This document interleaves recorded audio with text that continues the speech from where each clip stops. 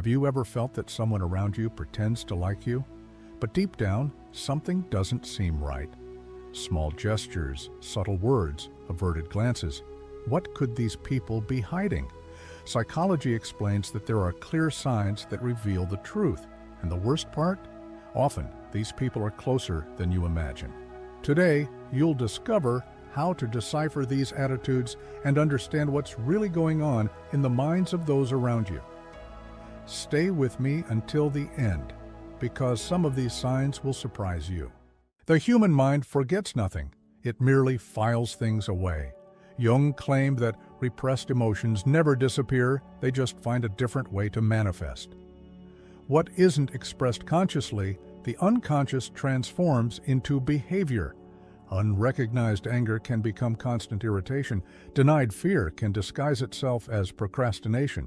How many times has someone said it's nothing when they were clearly bothered? That nothing might be an entire world locked away, waiting for the right moment to emerge. The problem is that these emotions don't stay trapped forever. The unconscious finds gaps and throws signals outward, often at inopportune moments. Repressed hatred can appear as sarcasm, veiled contempt, or even a forced smile. Have you noticed when someone laughs in a strange way, as if trying to hide what they really feel? It's one of the most common signs. Small gestures, words said in the heat of the moment, and exaggerated reactions are ways the unconscious gives clues about what's really happening inside. That's why understanding these signs is essential.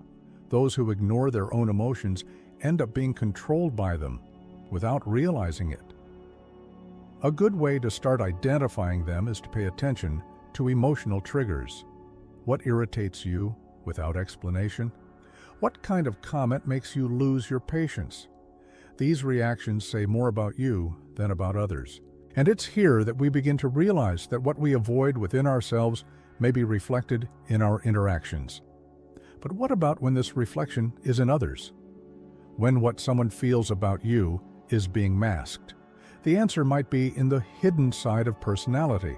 Everyone carries within themselves a hidden side, a part they prefer not to see. Jung called this the shadow, the set of traits we reject because they don't match the image we've created of ourselves. Someone who sees themselves as generous might deny their own envy. Someone who thinks they're always fair might not admit their intolerance. But this shadow doesn't disappear. It just hides and often projects onto others. When someone hates you for no apparent reason, it might be because unconsciously they see in you what they deny in themselves. Imagine someone who prides themselves on being a calm person, but who can't stand those who express anger. Deep down, it might be that this person has repressed their own aggressiveness and, upon seeing this characteristic in another, feels repulsion.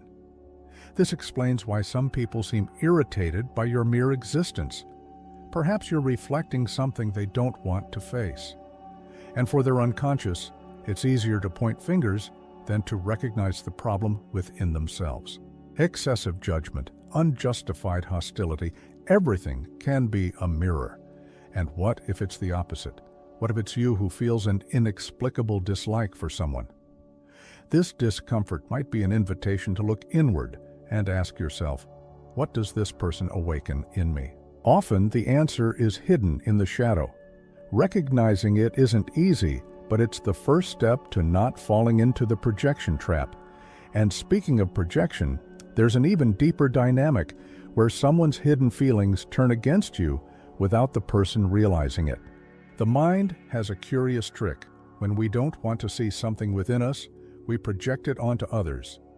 It's like an invisible mirror that reflects our own insecurities and hidden feelings.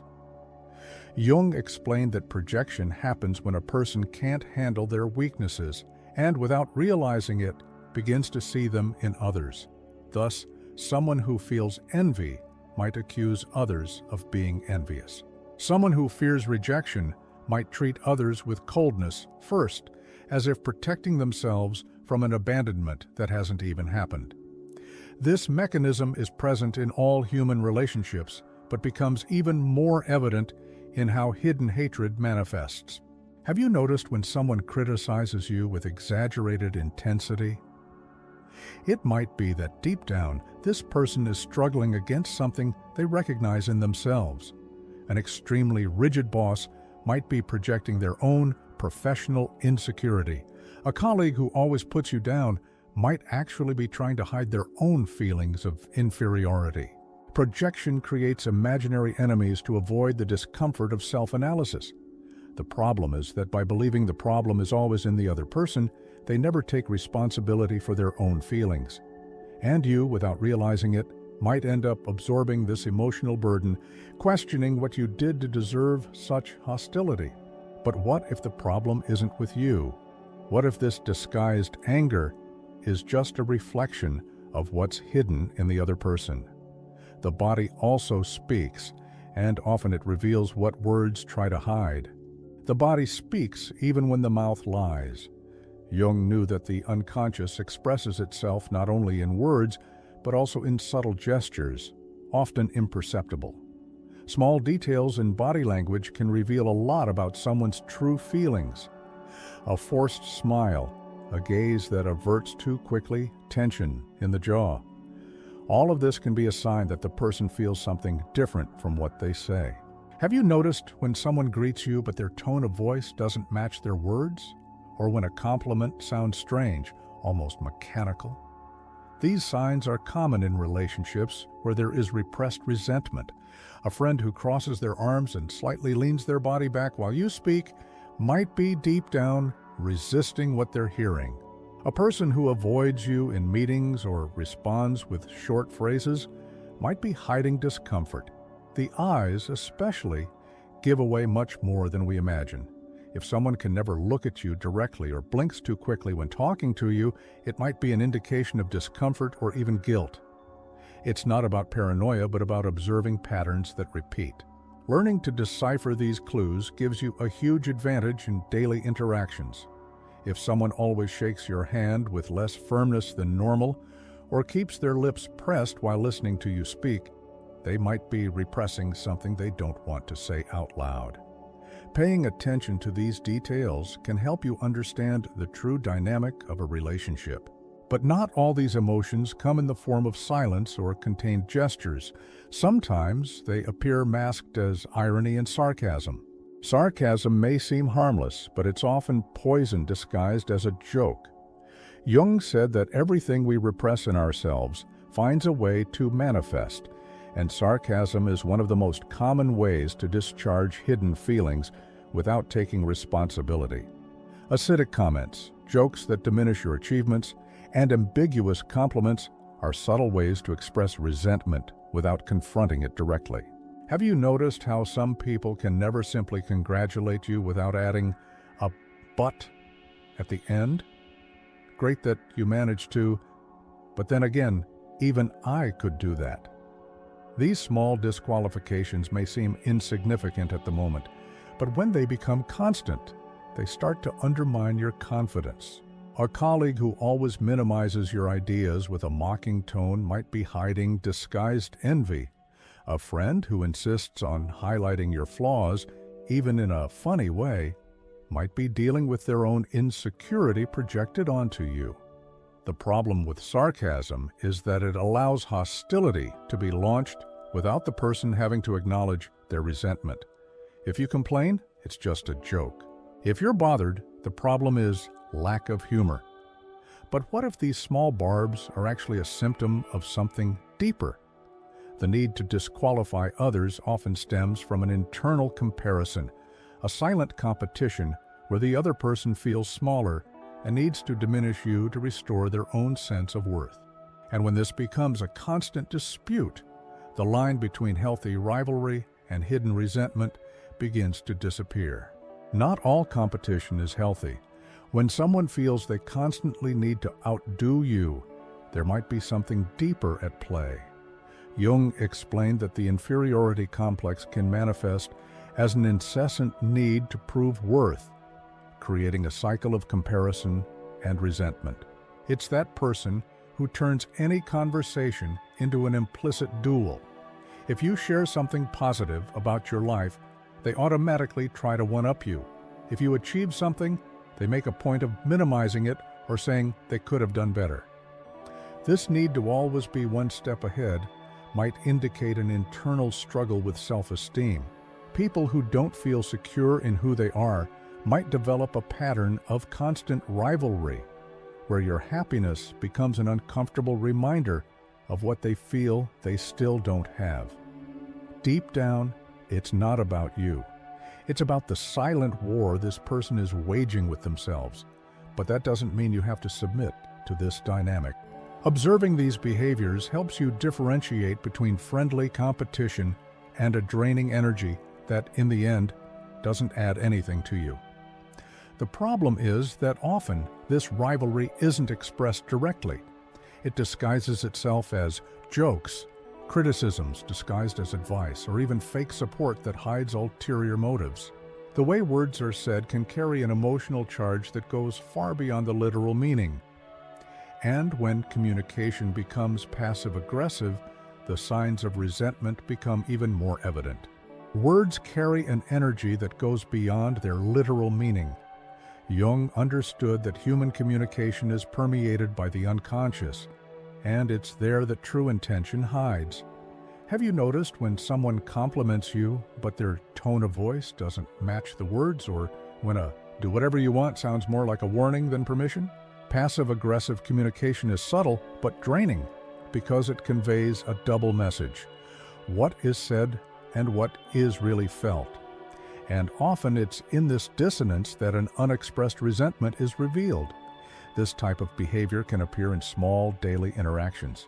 A seemingly harmless comment like, "Wow, I didn't even notice you were here," might sound casual, but could contain a hint of contempt. The same goes for compliments with a touch of irony, like, "Wow, you did this by yourself? Doesn't seem like it."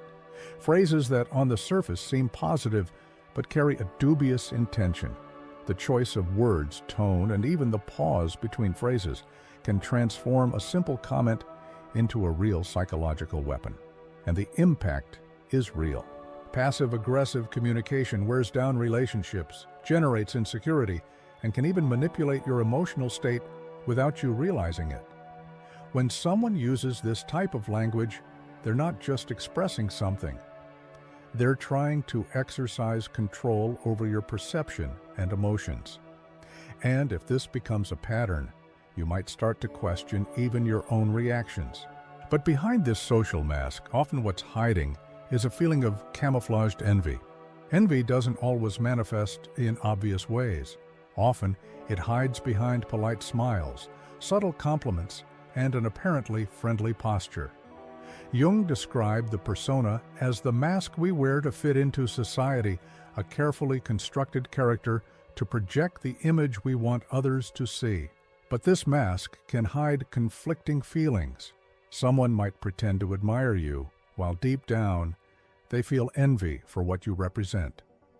And this envy can appear in small attitudes, in the absence of support, in looks that don't match words, or in that tone of voice that leaves a trace of doubt in the air. The problem with disguised envy is that it silently contaminates the relationship. A person might show genuine interest in your life, but each achievement of yours awakens in them a discomfort they themselves don't want to admit. This can cause them to oscillate between moments of sympathy and moments of withdrawal, as if they were constantly balancing the desire to be close and the discomfort of seeing you grow. It's that friend who never celebrates your victories with true enthusiasm, who always has a comment that diminishes your merits, or who only shows up when something goes wrong. And the most curious thing, often this envy has nothing to do with what you have, but with what you are. It could be your authenticity, your courage to follow your dreams, or simply the way you feel comfortable with yourself. When someone can't accept parts of themselves, they might project that frustration onto others. And that's how, without realizing it, you become a mirror of what that person would like to be. In the most difficult moments of life, it's natural to expect those around us to show genuine support. But what about when someone who claims to be close simply disappears when you need them most? Jung teaches us that unconscious attitudes reveal more about a person than their words. The lack of emotional support in crucial moments can be a clear sign of hidden resentment or envy. This person might be present to hear about your difficulties, but not to help you overcome them. And more than that, when something good happens, instead of celebrating with you, they remain indifferent or even minimize your achievements. This type of behavior isn't a coincidence, but a reflection of what the person feels towards you. If someone always pulls away during your moments of growth or makes you feel guilty for achieving something, perhaps this relationship is based on a negative dynamic. Think about those people who never make themselves available when you need them, but who magically appear when there's something to criticize, or those who seem to always be rooting for you, until you go a little beyond what they would like. This silence or strategic absence says more than any well-rehearsed speech. And the impact of this can be profound. Sometimes you feel something is wrong, but you can't explain exactly what. It's that feeling of always trying to please, but never receiving the same in return. And when you finally realize this dynamic, a pattern begins to form before your eyes. Because the truth is that the unconscious doesn't forever hide what we really feel. Jung saw synchronicity as a phenomenon that connects events in a meaningful way, without apparent logical explanation. And when it comes to human relationships, small coincidences can reveal more than 1,000 words. Have you ever had the feeling that the universe was trying to show you something about someone? Like when a truth that seemed hidden suddenly reveals itself through a loose comment, a slip of the tongue, or a slip-up that the person doesn't even realize they made. It's in these moments that true feelings come to the surface, and what previously seemed confusing begins to make sense. The clues appear all the time. Perhaps you're in doubt about someone and inadvertently hear an account that perfectly fits your situation. Or else, the person does something that confirms what you already felt, but weren't yet sure about. One day they say they admire your work, but the next, they subtly criticize your choices, trying to plant insecurity. The truth always finds a way to reveal itself, whether in thoughtless words, exaggerated reactions, or even through third parties. The unconscious doesn't let anything pass. Sooner or later, the mask falls. And the more attentive you are, the faster you'll be able to see these signs. Synchronicity acts as a guide, showing exactly who deserves to be by your side and who's only there out of interest or convenience. And when you learn to interpret these small signs, everything becomes clearer, because nothing happens by chance, and each piece of this emotional puzzle has a purpose. Deep down, the answer has always been there, waiting to be noticed. The process of individuation, according to Jung, is the journey to become who you really are, free from external influences that shape your identity in an artificial way. And this includes liberating yourself from relationships that drain your energy and limit your growth. When you realize that certain people around you don't truly wish you well, the next step is to have the courage to pull away. It doesn't mean creating enemies or nurturing grudges, but recognizing that maintaining harmful ties is an unnecessary burden. True evolution happens when you choose to prioritize your inner peace and development. But breaking with these relationships isn't always easy. Often there's an emotional attachment, a sense of debt, or even the illusion that if you try harder, the person will change. But the truth is that no one changes if they don't want to, and waiting for different behavior from someone who has already shown who they really are only prolongs the suffering. Jung would say that facing this reality is part of self-knowledge, seeing the truth and acting according to it. If someone constantly devalues you, ignores your victories, or only approaches when they need something, it's time to question why this person is still in your circle. When you free yourself from these shackles, something magical happens. A space opens up for new, healthier, and more authentic connections. Individuation isn't just about moving away from what harms you, but also about surrounding yourself with what nurtures your soul. By cutting ties that bind you to the past, You give yourself the chance to build a future more aligned with your true essence. And this journey of growth still holds many surprises. Knowing how to identify the hidden intentions of people around you is just the first step. The real power comes from what you do with that knowledge. After all, what's the use of understanding the signs of the unconscious if you continue to allow others' negativity to affect you? Jung said that consciousness is the key to transformation, and this means acting strategically. Instead of reacting impulsively to others' behavior, you learn to observe, understand, and make decisions that strengthen your position. When you master this skill, you stop being manipulated and start conducting your relationships with intelligence. And this doesn't mean becoming cold or distrustful, but rather developing a firmer and more secure stance. When you notice that someone uses sarcasm to disqualify you, for example, instead of getting irritated, you can simply not give the response they expect. If someone tries to belittle you, you can respond with self-confidence without falling into their game. The secret is understanding that control over your emotions is in your hands, not in others. The more awareness you have about these dynamics, the less vulnerable you become to negative influences.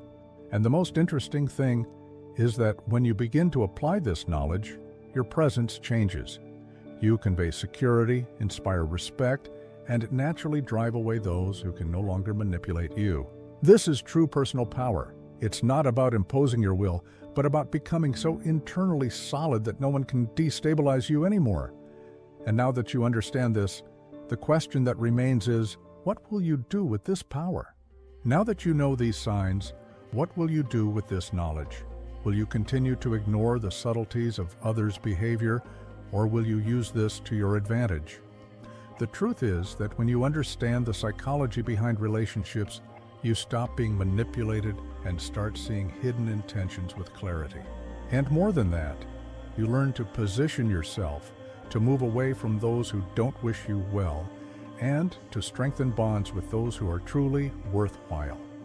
So, which attitudes have you noticed happening in your life? Have any of these situations made you question someone's sincerity?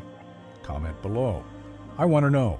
And if you want to continue developing your perception and expanding your knowledge, subscribe to the channel and activate notifications. That way, you won't miss any content like this. And there's more. In the card here on the screen, there's another video that will help you understand even more about the human mind. Watch it now and continue this journey of self-knowledge.